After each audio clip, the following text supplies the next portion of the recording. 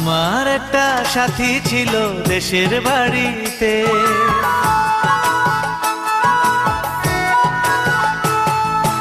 আমার একটা সাথী ছিল দেশের বাড়িতে, মিষ্টি প্রেমের লিখত চিঠি প্রতি মাসেতে। হঠাৎ একদিন খবর এলো সাথীর নাকি বিয়ে হলো আমার অজান্তে। এখন বলো দেশে যাব কার আশাতে, এখন বলো দেশে যাব কার আশাতে।